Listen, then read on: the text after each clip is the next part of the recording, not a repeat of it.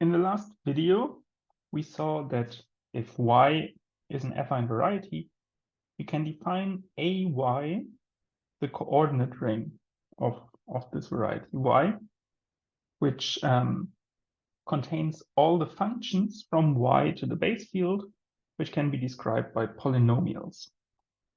And so this we can now use in today's video to generalize some of the notions that we have seen before to a kind of relative setting.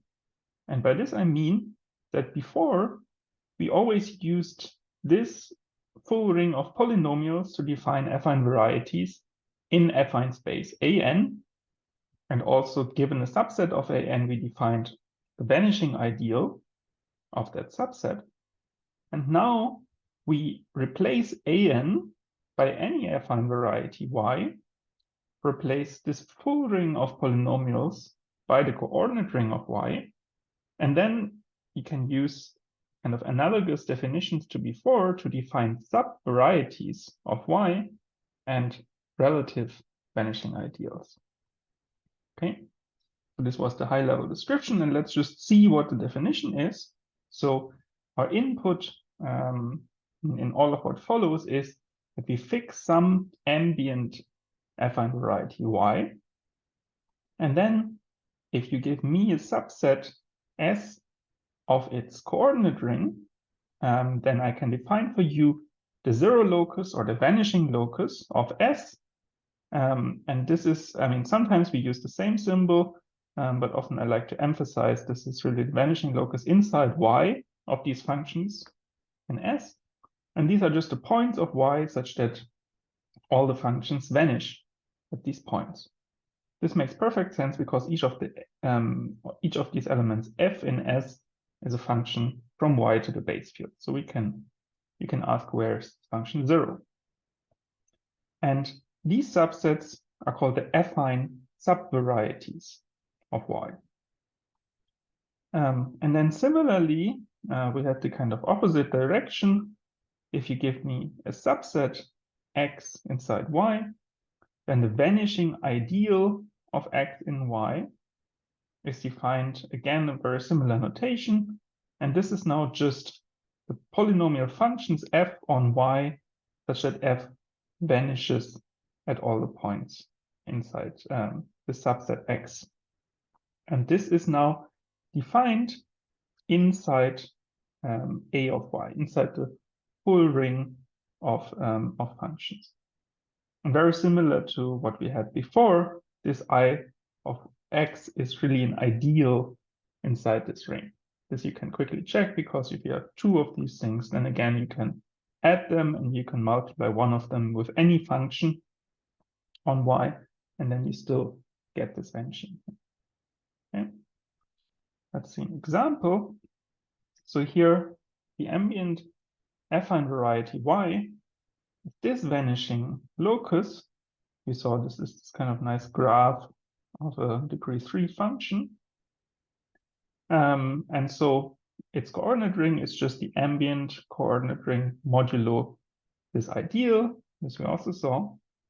And then inside this ring, we can take a subset, in this case, a subset with a single element, and it's defined by the class of the function y minus 3x. So this should always be taken up to this ideal here. But we can specify one representative, this one here. And then we define x as the vanishing set, or the zero locus of this single polynomial function. And so what we see here is, I mean, when is y minus 3x 0? Exactly when, well, y is equal to 3x. And in the ambient space, in all of A2, this would just be the graph of the function y is equal to 3x. So this would be some line through the origin. But now we're really just looking at by of s. So these are the y in the x in y, such that this is 0. So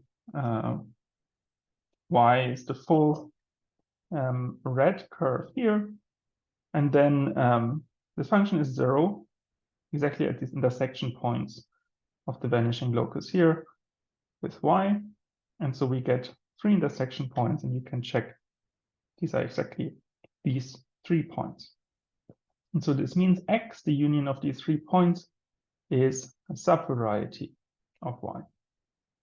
And we saw this only depends on the class of this function here.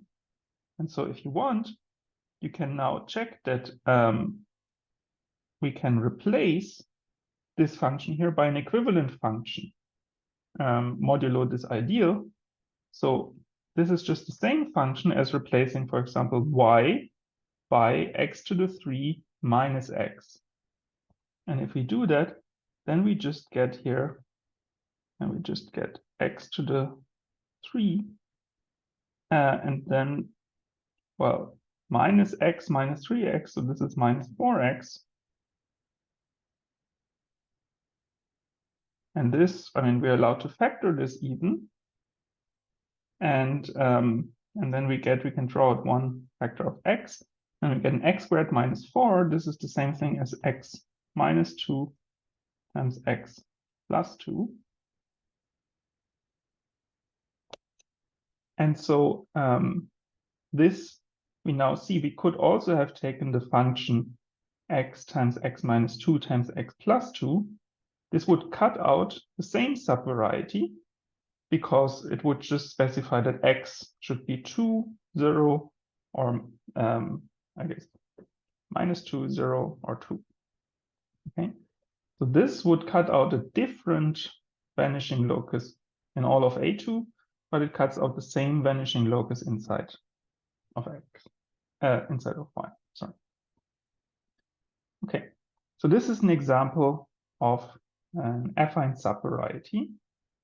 And so now we have these new definitions. They all depend on the input of this ambient variety y. And basically, what I'm going to explain next is that all the results that we had about affine varieties, about their vanishing ideals, and so on, they have analogs in this relative setting. Let's just see somehow. Let's just see some of them, and I formulate them as a boring but instructive exercise. Let me comment in a second. So somehow we fix the input y, and then, for example, we show any subvariety in y is also a subvariety in an. This is, for example, in this setting, you of course also see that these 3 points also form a subvariety in the ambient space A2. And then the opposite direction is if you are given a subvariety or a kind of an affine variety in an, which satisfies that it happens to be contained inside y, then x prime is also a subvariety y. These two exercises just show subvarieties of y are just the affine varieties in the ambient space an, which happen to be contained in y. And that's a good sanity check. Then here we have this exercise which I mentioned before, which I guess I almost completely solved, is that this is an ideal in A of y. And then an interesting one is that if you have x inside y subvariety and you want to describe the coordinate ring of x, then, I mean, you could describe it, and it is defined in terms of x being an affine variety inside the ambient space, and then you could construct it using the methods that we had before. But you can also describe it just purely in terms of the coordinate ring on this variety y containing it. And the claim is you just have to take the quotient by the vanishing ideal inside y. And then, so these were some basic compatibility checks. And then we had the Nullstellensatz, which kind of told us what are the compositions of the vanishing locus and the vanishing ideal. two different compositions, what do they do? And there should be an analog for these relative things. So in particular, I mean, one of the sides will be affine subvarieties inside Y. And the question is, on the commutative algebra side, what happens here? And I think that is really a kind of fun exercise, because I mean, somehow there's a star, and so I mean, in Gartmann's notes, he just gives the answer, and so if you want to know it, you can just look it up. But in fact, I would encourage you not to look directly, just kind of see for yourself, like, what do you expect to be here, and then also the next exercise would be prove your guess here. Using the absolute version that we saw above. And I think that's a good exercise to form some intuition and to check whether you followed what we discussed about the Nullstellensatz. And then the final one is also about the properties of this V and I, because we had a lot of different small results. We said that somehow the vanishing locus of a sum of ideals or the intersection of ideals and so on. How does this behave? And all of them have completely analogous results for these relative functions. And you can try to just write them down, and then the proofs, I mean, for most of these things, the proofs are relatively short, and then you can just convince yourself that the same proof still works.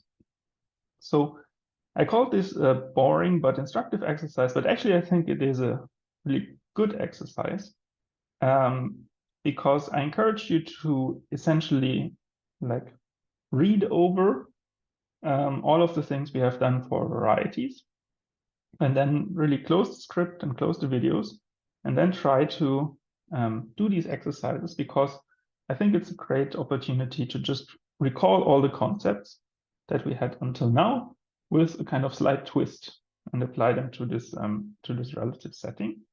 So I think, I mean, even though maybe you find it a bit boring, it is, I think, a great exercise to recall this first chapter of the script. And yeah, that's everything for now.